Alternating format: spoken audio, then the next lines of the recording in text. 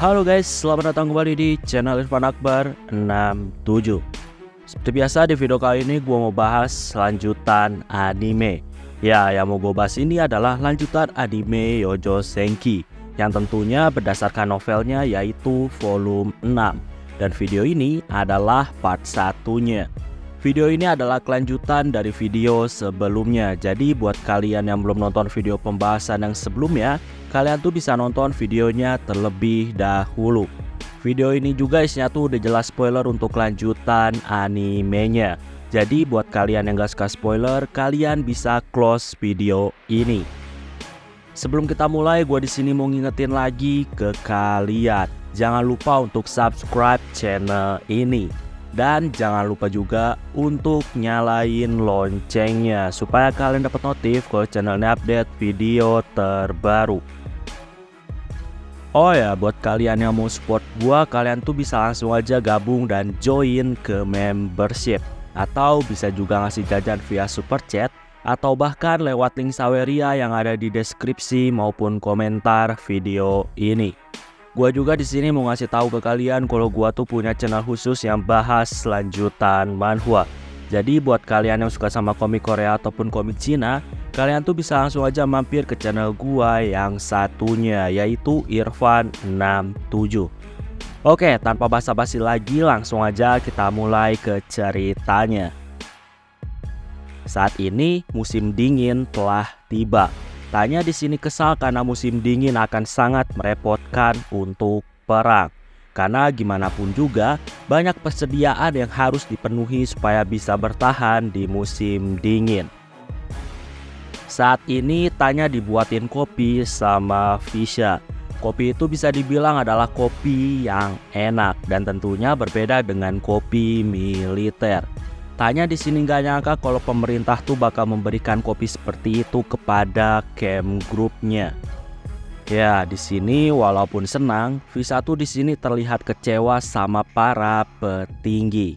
Jadi harusnya di musim dingin seperti ini, daripada memberikan kopi yang enak, sebaiknya petinggi tuh ngasih perlengkapan yang sangat lengkap untuk musim dingin. Tanya juga di sini tuh setuju sama Fisha. Tanya dan Fisha saat ini tuh mikirin cara untuk menghadapi musim dingin. Mereka tuh ngerasa nggak boleh ngandelin pemerintah. Makanya mereka harus menemukan solusinya sendiri. Saat ini Fisha dapat laporan dari unit baja. Dan ya, pasukan unit baja ini ternyata jadi nggak efektif ketika musim dingin. Peralatan mereka menjadi beku dan itu membuat pasukan unit baja kesulitan dalam bertugas.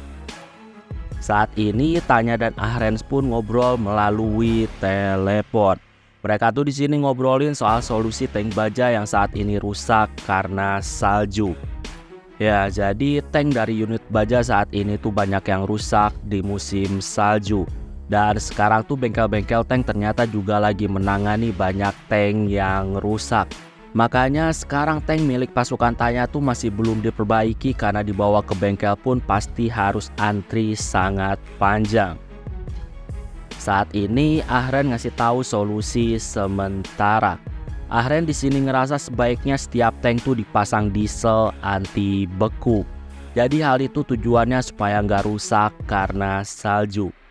Ahren di sini mau melakukan beberapa uji coba dengan menggunakan mesin diesel. Tanya di sini tentunya terkejut dengan saran tersebut. Tanya tentunya mengerti kalau mereka tuh mendapatkan pasokan diesel. Tapi walaupun gitu, Tanya ngasih tahu kalau diesel juga harusnya tuh nggak dirancang untuk musim dingin. Ya, pada intinya Tanya agak ragu dengan saran dari Ahren. Tapi karena di sini Ahren sangat percaya diri dengan rencananya, Tanya pun di sini akhirnya ngizinin Ahren untuk melakukannya. Cuma syaratnya Tanya tuh nggak mau kehilangan tentara akibat uji coba yang bakal dilakuin sama Ahren. Setelah itu komunikasi pun ditutup. Gak lama setelah itu datanglah Grant yang ngasih laporan kepada Tanya. Grant juga di sini ngasih info tentang peralatan baru infanteri yang baru aja dikirim sama pemerintah. Dan ternyata peralatan itu bukanlah peralatan yang cocok untuk musim dingin. Dan karena hal itulah senjata-senjata mereka juga saat ini membeku. Tanya di sini kesal karena ternyata lagi-lagi peralatan perang harus membeku dan gak bisa digunakan. Di sini ada solusi tentang ngasih air panas kepada senjata yang beku. Tapi sayangnya untuk membuat air panas juga tentunya tuh harus ada sumber daya yang mencukupi hal itu. Dan sekarang Grant kasih tahu kalau sumber dayanya terbatas. Tanya dan Grant di sini tuh terus diskusiin tentang langkah yang terbaik. Bahkan di sini Grant nyaranin kalau misalkan masih nggak ada solusi tentang senjata api yang saat ini membeku, Grant tuh di sini nyaranin kalau dia dan pasukannya tuh nggak masalah kalau misalkan nantinya harus menggunakan sekop untuk membasmi musuh. Tanya di sini ngasih tahu sebagai komandan dia tuh nggak mau membahayakan pasukannya hanya dengan menggunakan sekop untuk menghadapi pasukan federasi yang menggunakan senjata lengkap. Nah, ketika ngomong tentang senjata lengkap federasi, Tanya di sini tuh menyadari kalau mereka bisa menggunakan senjata musuh.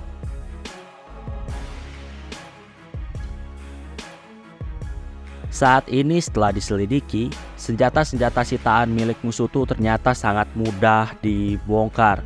Sehingga hal itu memudahkan untuk bongkar pasang maupun pemeliharaan. Jadi bisa dibilang senjata itu cocok untuk musim dingin.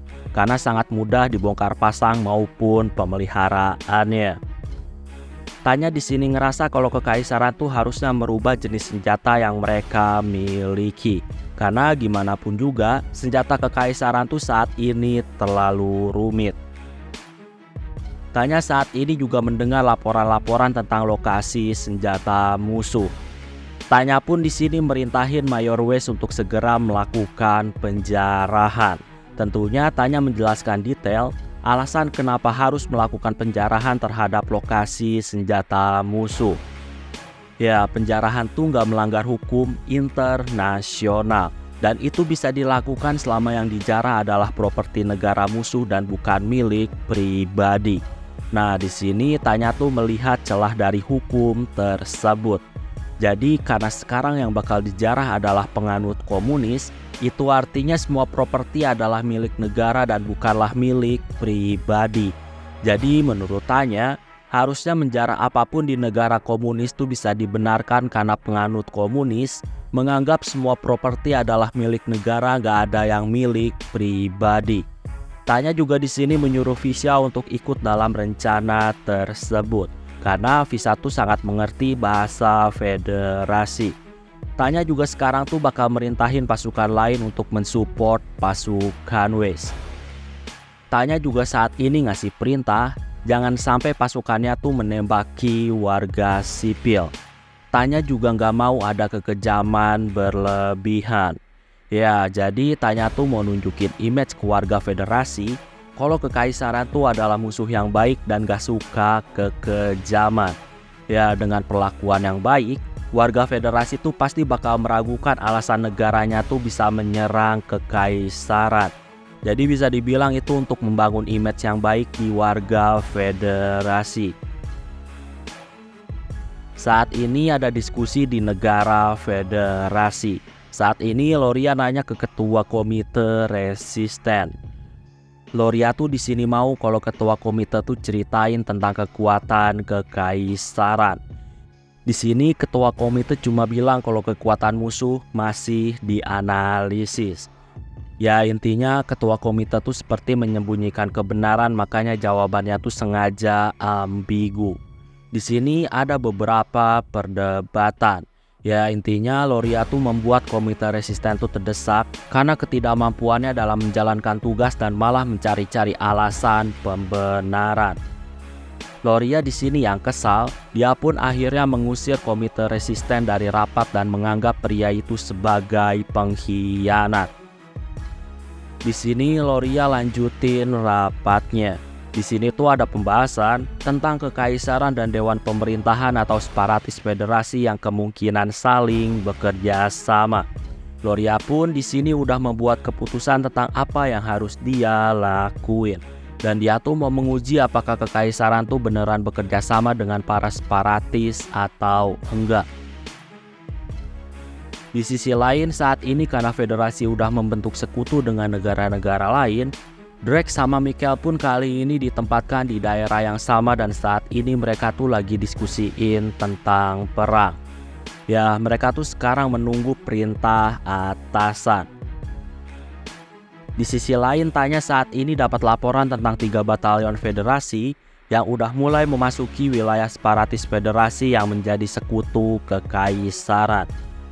Tanya di sini kesal. Tanya di sini menduga kalau target musuh kali ini tuh mau menyerang desa separatis itu. Tanya pun di sini merintahin beberapa pasukannya untuk segera bersiap melakukan serangan balik. Tanya di sini mau berjuang mempertahankan desa itu walaupun desa itu secara teritori masih ada di wilayah federasi. Tanya di sini ngerasa harus membantu sebagai bentuk dukungan kekaisaran terhadap kelompok separatis federasi. Tanya juga di sini menyuruh pasukannya yang gak ikut dalam misi serangan balik untuk selalu waspada. Karena dalam perang tuh apapun bisa terjadi. Ya, pada intinya di sini Tanya ngasih tugas-tugas yang berbeda ke masing-masing pasukannya.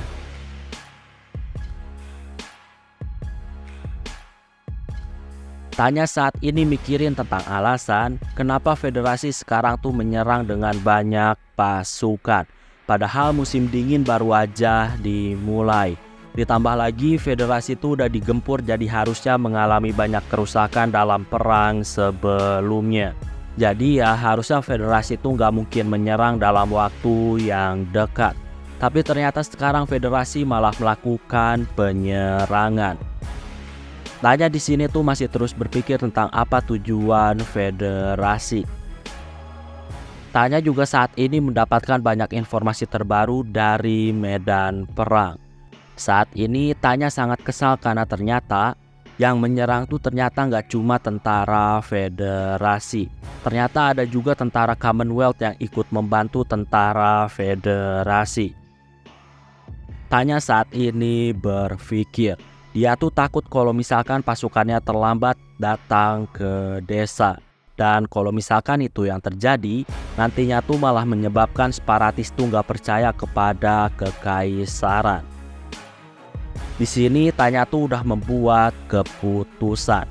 Dan dia menyuruh batalion penyihir supaya naik ke ketinggian 8.000 kaki. Tanya di sini tuh ngasih perintah kalau penyihir harus memaksimalkan sinyal supaya bisa terjangkau ke desa. Jadi dengan sinyal yang maksimal yang ada di ketinggian, harusnya orang-orang desa tuh bisa mendengar kabar bahwa pasukan kekaisaran tuh lagi dalam perjalanan untuk membantu. Seenggaknya Tanya mau kalau orang-orang separatis tuh tahu bahwa kekaisaran tuh siap membantu. Dan saat ini tuh lagi ada dalam perjalanan. Jadi bagi Tanya harusnya dengan gitu nggak masalah kalau mereka datang telat. Karena Tanya tuh udah ngasih kabar kalau mereka lagi dalam perjalanan. Di sisi lain saat ini Drake sama Mikhail tuh mendengar sinyal dari kekaisaran. Dan mereka tahu bahwa yang saat ini bakal dihadapi sama pasukan mereka tuh adalah pasukannya Iblis Rine. Mikhail dan Drake tentunya di sini tuh terkejut mengetahui hal itu. Mereka tuh nggak nyangka kalau iblis tuh bakal turun tangan hanya untuk menyelamatkan desa separatis. Drake sama Mikhail tuh maksa lanjutin misi penyerangan terhadap desa separatis. Dan mereka tuh menyuruh orang-orang di desa separatis sekarang tuh jangan menyerang lagi. Mereka menyuruh orang-orang desa separatis untuk menyerah. Tentunya para separatis di sini tuh nggak mau menyerah kepada tentara federasi. Di sini Drake berpikir dan dia pun akhirnya maju dan ngasih tahu kalau saat ini mereka tuh adalah pasukan Commonwealth jadi bukanlah pasukan federasi. Makanya sebaiknya tuh orang-orang di desa separatis federasi itu menyerah. Di sini para separatis federasi itu meminta bukti nyata bahwa saat ini pasukan yang ada di depan mereka bukanlah pasukan federasi. Drake pun di sini ngasih buktinya. Drake di sini ngasih tahu kalau para separatis saat ini menyerah Commonwealth tuh berjanji bakal melindungi para separatis. Di sini setelah negosiasi, beberapa separatis sekarang tuh ditahan dan tentunya hidupnya tuh dijamin sama Drake. Saat ini Drake menyuruh orang-orang untuk segera mundur. Karena kalau lama pasukan Tanya tuh bakal segera tiba dan itu sangat berbahaya. Saat ini Merry yang mendengar perintah mundur, dia pun mau gak mau harus mundur. Merry tuh sebenarnya gak mau kabur dari Tanya, tapi dia juga saat ini tuh menyadari kapasitasnya. Merry juga saat ini tuh ngerasa belum cukup siap kalau misalkan harus berhadapan sama Tanya. Makanya Merry juga ngerasa lebih baik saat ini dia mundur. Saat ini Loria mendapatkan laporan dari pasukan Federasi yang menyerang desa separatis. Loria di sini tuh nggak menyangka kalau ternyata kekaisaran tuh nurunin pasukan terkuatnya untuk menyelamatkan desa separatis. Di sini Loria nyimpulin kalau hubungan kekaisaran dan para separatis ternyata hubungan mereka tuh sangat kuat dan hubungan mereka tuh sangat solid sampai-sampai pasukan kuat tuh diturunin cuma untuk nyelamatin sebuah desa. Saat ini Loria diskusi dengan yang lainnya untuk membahas apa yang harus mereka lakuin terhadap para separatis. Mereka tuh harus membuat langkah yang tepat.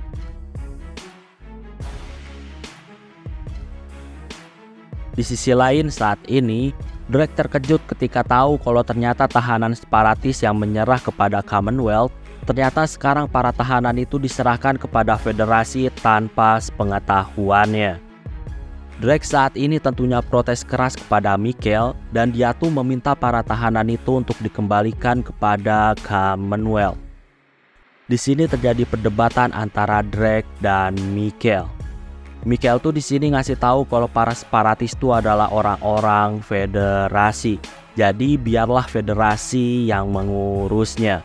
Sedangkan di sini Drake ngasih tahu kalau dia tuh udah janji kepada para tahanan bahwa mereka tuh ada di bawah asuhannya Commonwealth. Drake di sini tetap ngotot kalau para tahanan itu adalah milik Commonwealth. Sedangkan pihak Federasi juga ngotot gak mau balikin tahanan karena para tahanan tuh adalah warga Federasi. Setelah banyak perdebatan, Drake sama Mikhail pun akhirnya mencapai kesepakatan. Jadi sebelum adanya perjanjian pemindahan tahanan dari pemerintah Commonwealth, maka tahanan itu sekarang tetap milik Commonwealth. Jadi kalau mau dipindahkan harus ada perjanjian politik dulu antar kedua negara terhadap para tahanan separatis. Saat ini Drake kembali ke penginapan dan dia tuh saat ini didatangi sama Merry. Oh ya, Merry itu adalah orang yang setuju untuk memberikan tahanan tuh kepada Federasi. Jadi ya Merry itu adalah pemicu perdebatan panjang antara Drake dan Mikhail. Drake saat ini tentunya mempertanyakan kenapa Merry bertindak mau ngasih tahanan ke Federasi tanpa menunggu perintah. Merry di sini ngasih tahu kalau Federasi itu udah janji gak bakal memberikan hukuman mati terhadap separatis. Makanya Merry tuh mau menyerahkan para tahanan kepada Federasi. Merry di sini ngasih tahu kalau para tahanan itu nantinya dibawa kepada Commonwealth, maka berdasarkan hukum Commonwealth, para tahanan itu nantinya bakal dihukum mati. Makanya demi kemanusiaan, Merry tuh ngerasa langkah terbaik adalah menyerahkan para tahanan kepada Federasi karena mereka tuh gak bakal dihukum mati. Di sini Drake tentunya marah karena gimana pun juga Commonwealth dan Federasi itu adalah sebuah negara. Jadi yang namanya negara tuh gak bisa gitu aja sembarangan mindahin tahanan. Harus ada persetujuan dan perjanjian negara, jadi gak bisa seenaknya. Di sisi lain saat ini ada rapat di negara Ildoa. Rapat itu membahas tentang perdamaian dunia. Dan negara Ildoa tuh mau menjadi penengah antara negara-negara yang berperang. Bagi negara Ildoa, perang tuh adalah sesuatu yang sangat sia-sia. Saat ini negara Ildoa tuh mau memulainya dengan ngobrol bersama kekaisaran. Ya, negara Ildoa ini udah membuat beberapa rencana. Di sisi lain saat ini, tepatnya di kantor staf umum Kekaisaran, saat ini staf umum dikejutkan karena negara Eldoa menggerakkan pasukannya. Ya tentunya Kekaisaran tuh terkejut karena nggak ada omongan kalau negara Eldoa bakal bergerak dengan banyak pasukan. Staf umum tuh sekarang pusing karena takutnya negara Eldoa juga mau berperang melawan Kekaisaran. Saat ini Kekaisaran mendapatkan laporan kalau yang memimpin pasukan Eldoa adalah Jenderal Gasman. Staf umum di sini semakin pusing karena harusnya Gasman tuh ada di bagian pemerintahan dan Gasman tuh sangat jarang turun langsung ke medan perang. Di sini sebenarnya staf umum juga mendapatkan laporan kalau negara Eldoa tuh cuma latihan mobilisasi. Jadi mereka tuh cuma latihan perang. Nah, cuma masalahnya staf umum tuh sekarang gak yakin. Jadi Kekaisaran tuh bisa dibilang sekarang memiliki sebuah trauma. Dulu negara republik sebelum menyatakan perang, mereka tuh awalnya izin Kekaisaran untuk latihan. Dan ketika diizinin, ternyata mereka tuh bukan latihan melainkan menyerang Kekaisaran. Makanya sekarang Kekaisaran tuh sangat hati-hati kalau ada negara tetangga yang minta izin latihan di perbatasan. Makanya sekarang staf umum tuh mau pastiin dulu apakah negara Eldoa tuh beneran mau latihan atau menggerakkan pasukannya untuk menyerang.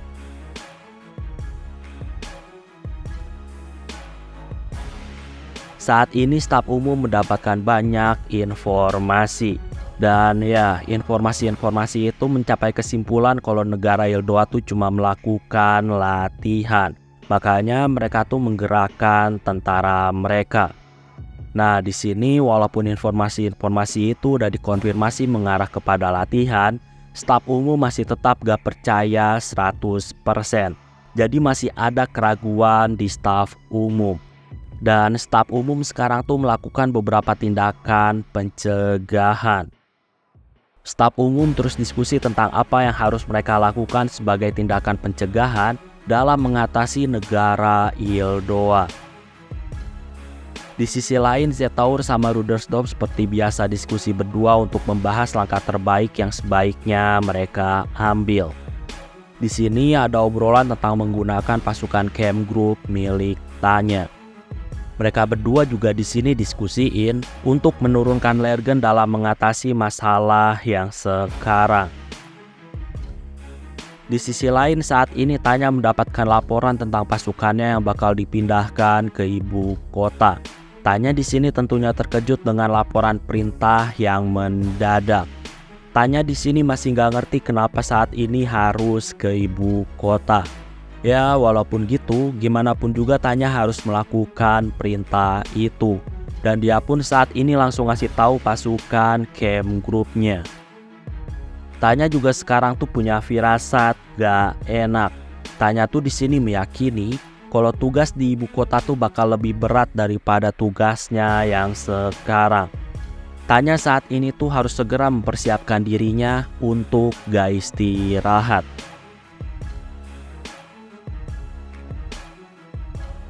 Oke, sebelum gua akhiri videonya, gua di sini mengucapkan terima kasih ke kalian dulu karena udah mau join ke membership. Jadi terima kasih untuk Halvin, Sasuga, Kuasama, Rev, Sukasa, Denny Trips, Nopal, Juli, Ragel Belhaki, Dino Bagus, Tinotsu, HS, dan Penster. Sekali lagi gue ucapin terima kasih ke kalian karena udah mau join ke membership. Oke, kayaknya cukup untuk video pembahasan kali ini. Terima kasih karena udah nonton video ini sampai habis. Jangan lupa untuk subscribe, like, dan yang paling penting adalah jangan lupa untuk share video ini ke teman-teman kalian. Sampai bertemu kembali di video-video selanjutnya. Terima kasih.